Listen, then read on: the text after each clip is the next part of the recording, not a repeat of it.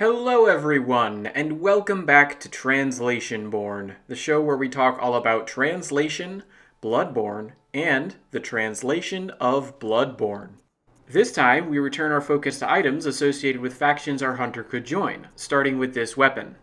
Blade of Mercy, a special device-installed weapon passed down among generations of hunters, one of the oldest workshop weapons. In its warped blade, which splits into two blades by means of a device, a rare meteoric iron originating from a star is used. It displays its true value in attacks following quick movements, such as steps. As you can see, this is a pretty straightforward translation, but there's one particular section I want to highlight because of how many different purposes it subtly manages to fulfill. That would be the portion of the description that talks about the origin of the metal used in the blade. Here, the first important thing to realize is how the original language makes this a little difficult to pin down. In my more literal translation, I simply use the phrase, a rare meteoric iron originating from a star. But as we've seen already, those final words can stretch to fit a handful of different meanings in Japanese. For one thing, the word I have as star could be either singular or plural. For another, recall that Japanese doesn't use grammatical articles the way English does, which means another valid rendering of this phrase could be a rare meteoric iron originating from the stars. Furthermore, as I've brought up a few times now, the Japanese term hoshi doesn't necessarily have to mean star or stars at all, and could be used as a reference to just about anything in the night sky besides the moon. Taken together with the uncertainty around whether this is singular or plural, it makes sense that the official translation speaks of this as a mineral of the heavens. But the translation of this line does more than just capture the broadness of meaning in the original Japanese. It also fulfills another function this line has, which is that it serves as a potential explanation of an unusual property of this weapon, namely that it doesn't only deal physical damage. There's a certain amount of arcane damage that accompanies every attack made with the Blade of Mercy. Why is this? Well, if you keep in mind that it was made with iron from outer space, it stands to reason that this metal was suffused with the arcane energy of the cosmos. And while technically this information would still come across if the metal were described as originating from a star or meteorite, I think the phrasing of the heavens gives just the right subtle emphasis to the more mystical side of things. Also, while I'm less sure of this particular connection, I think it fits in better with the association that hunters have with the sky. Whatever you make of that last point, though, we've now seen how this translation works both on a literal level and on a lore-based level, which just leaves us with the question of how it functions on a thematic level. Admittedly, this point involves more of the description than just the one small section we've been discussing, but what we're seeing here is a weapon that's been in use for a long time. We know it's one of the oldest workshop weapons, and we know it's still relevant because the hunters have made continual use of it when fighting blood-drunk hunters. This would indicate that whatever weapons human ingenuity can produce, the Blade of Mercy remains competitive when it comes to combating them, at least in terms of the lore. Given the cosmic origin of the weapon's key components and the resulting arcane properties, this would seem to fit the idea of the relative insignificance of humanity that's so important to cosmic horror. By this interpretation, then, it's especially significant that the source of the metal used in the forging of this weapon be of cosmic origin, and as I mentioned earlier, that's an aspect I think is nicely emphasized by the official translation. Really, both in English and in Japanese, that one small part of the item description is doing a lot of work. But the cosmic horror theme is not the only one brought up in this description.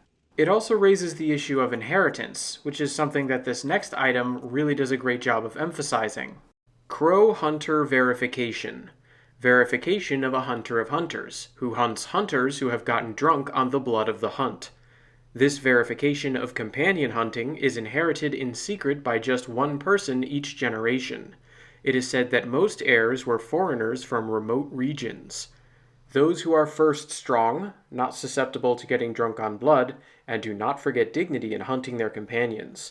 Only such hunters can be trusted with this cursed verification. And as the last two sections of that description make clear, the issue of succession is extremely important for hunters of hunters. However, in this particular instance, I think it's worth stressing that this is a matter of purely metaphorical succession.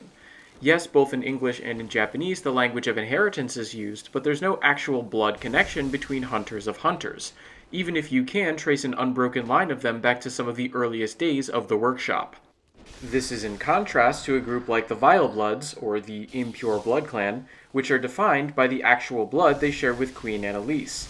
In this sense, Hunters of Hunters are closer to members of the Band of Executioners, in that those who take up their weapons, badges, and runes are involved in keeping alive a certain set of ideas, rather than perpetuating a bloodline. Though it's hard to do either of those things if you step off a ledge. Anyway, despite both of these factions being more about ideological rather than biological succession, the ideas in question could hardly be more different. Hunters of Hunters are called to show grace to those they kill, for instance, whereas the Executioners despise the Vile Bloods. Also, while it might be possible for the Executioners to wipe out the Vile Bloods, Hunters of Hunters will always have prey for as long as the hunt goes on, because there will always be hunters who become drunk on blood. What this means is that the task taken on by the Hunters of Hunters is an endless one, with the same weapon, badge, and attire passed down to a group of people that tend to share a similar set of characteristics. In other words, there's a sense in which the perpetuation of this shared purpose across generations ends up functioning similarly to an actual lineage. While all this works in both languages, though, there are a couple translation choices here that I find surprising. Right in the first line, the Japanese literally explains that Hunters of Hunters hunt hunters who've gotten drunk on the blood of the beast hunt. In English, however, their prey is simply identified as those who have become addled with blood. Now, part of this phrase, addled with blood, ties in with a broader set of mechanics that we'll get to later, but I still think not mentioning that it's specifically the blood of the hunt that's addling hunters weakens the connection between blood drunkenness and hunting.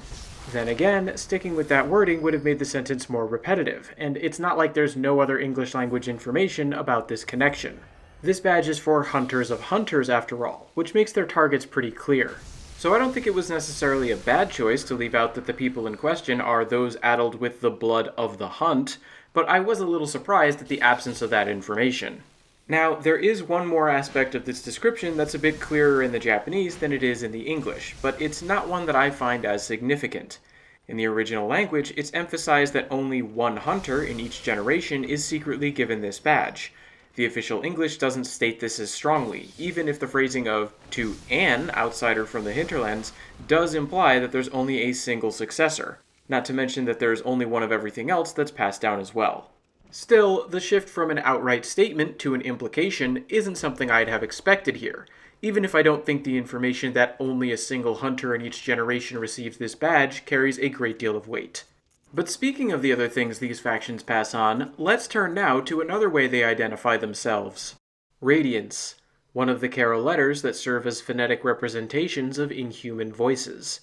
That, which was chosen from one of the lost letters and given the meaning of Radiance, was used as a contract for the Band of Executioners led by Ligarius. The enemies of the Band of Executioners are the Impure Blood Clan.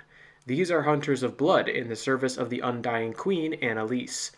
Whatever the reason, members of the Band of Executioners likely won't be able to do anything like collaborate with them. So, before we get into translation analysis, there are a few things about this rune that I should note. First, you may have noticed that my literal version of the initial line is quite different from the official translation that I put up on screen. However, this is only true for the North American text of the game. As I pointed out in my special on the regional differences between the US and UK English versions, the opening line of this rune in the British English release is much closer to my literal translation, and can actually be found on other runes even in the American English game text. This is likely a reflection of how, in general, the UK English version of the game was kept more up to date with changes made to the Japanese text, even if there also seem to have been updates made exclusively to the Japanese that didn't make it into any English release.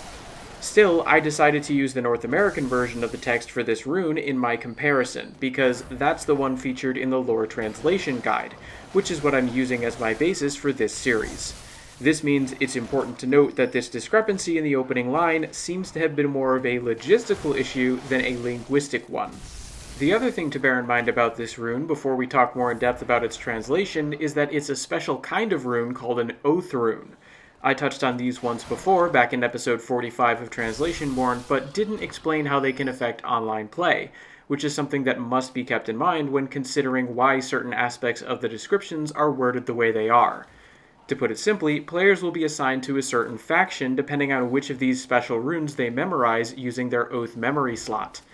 The Corruption rune is for Vilebloods, whereas Radiance is for Executioners. Should a member of one faction summon a character from an opposing one, those two player characters will be marked as hostile towards each other even if they had intended on working together.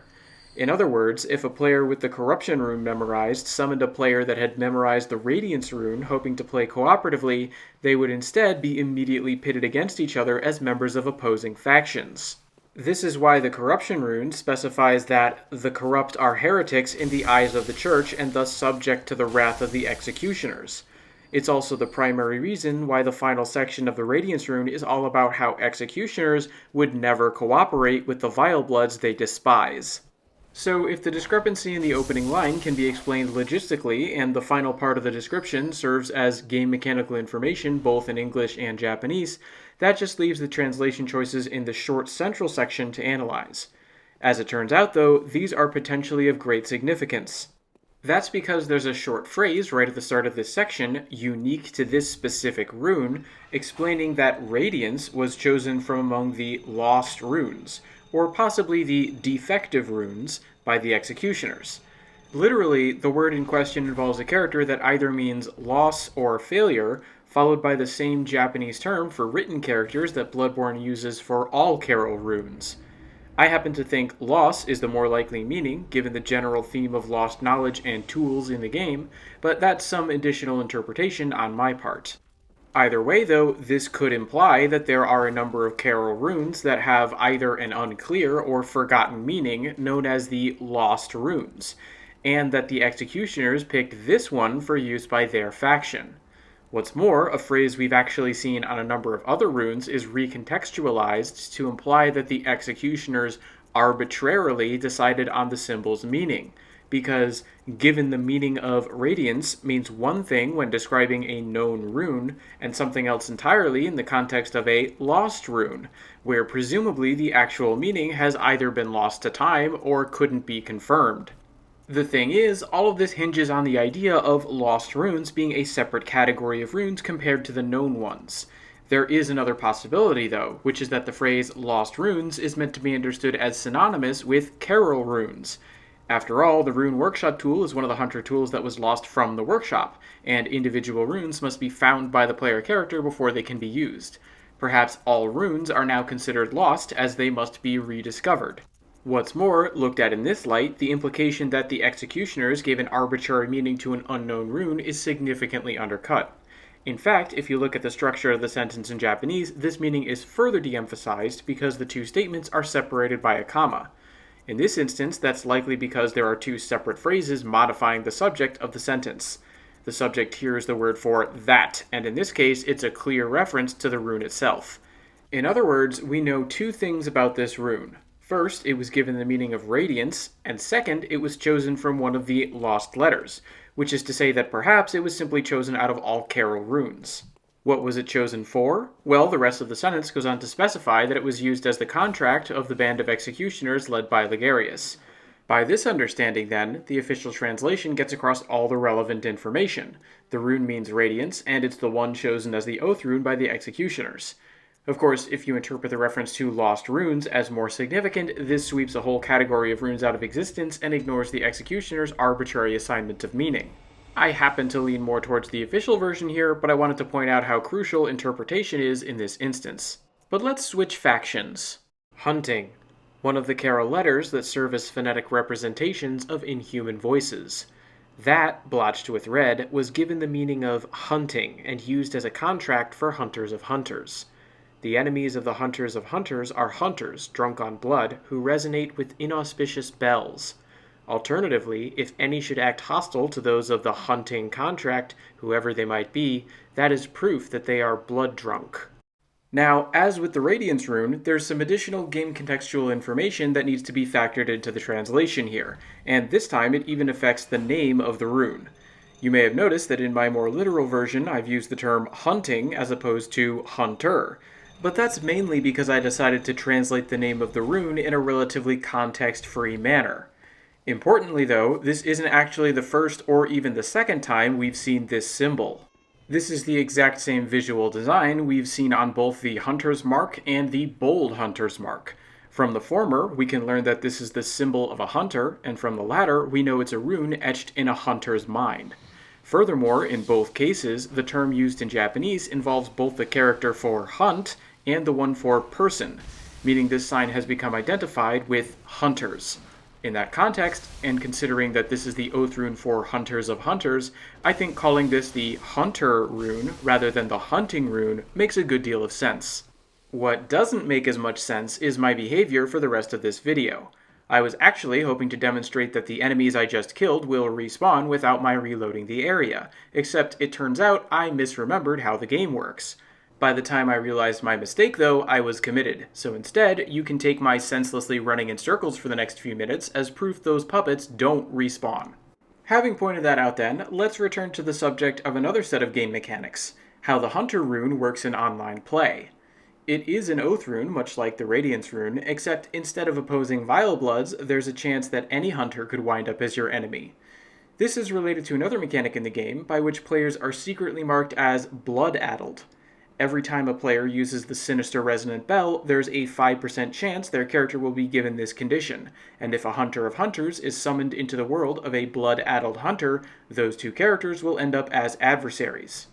This is important because, as with the other oath runes, the final part of this description is intended to provide a kind of in-universe explanation for these mechanics. Unlike in the previous instances we've seen, though, the English language description doesn't quite end up conveying the same information as the Japanese. You may recall that in my more literal version of the final part of the Hunter rune description, the enemies of those who take up this oath are clearly specified as those blood-drunk hunters who resonate with inauspicious bells. This is directly related to the 5% chance that users of the sinister resonant bell will be marked as the opponents of Hunters of Hunters. In the official translation, however, no direct mention is made of the sinister resonant bell. Instead, it describes Hunters of Hunters as watchmen who admonish those who have become addled with blood, without any sort of explanation as to how that status is determined. Now, it's always possible this discrepancy was due to a revision of the Japanese, or that there's some other explanation, but the end result is that this is one aspect of game mechanical information that isn't coming through in the official translation. But now that we've identified what is perhaps the biggest shortcoming in this translation, I want to conclude with a look at what I think is an elegant solution to what could have been a tricky problem. That would be the issue of how exactly to identify what sorts of runes these are. If we stick to the Hunter rune as an example, we can see that literally it's described as being used as a contract for Hunters of Hunters. But this at once sounds clunky and seems out of place with the rest of the game's lore. This is a rune, burned into the mind of a hunter, not a formalized document or even a badge. How is it this could be used as a contract? At the same time, though, these runes serve to identify factions in ways no other runes do, which means that, as we've been discussing, this short phrase serves as an important way of conveying mechanical information to players in lore-based terms. People need to know that by memorizing these runes, they're signaling their allegiance to a group in the world of Bloodborne and participating in a set of online mechanics. Basically, there's a lot the translation needs to accomplish here, and I think using the concept of an oath is a great way to achieve all of them. For one thing, it sounds natural to say the rune has been adopted by those who have taken the Hunter of Hunters oath. For another, the idea of swearing oneself to a cause works much better with burning an idea into one's brain than the more literal image of a contract. Furthermore, it's easy to identify people who all swear the same oath as belonging to a particular faction. For that matter, notice how the word adopted also indicates that this rune has been taken out of its original context to identify a group of hunters. Add in the mention of pledgers of the Hunter Oath, and it's plain this rune is used not just by NPC hunters, but online players as well. In short, it sounds good, fits the fiction, and helps describe the mechanics, which I think is a good point to end on. Until next time then, let me know if you have any feedback for me, and as always, thanks for watching everyone.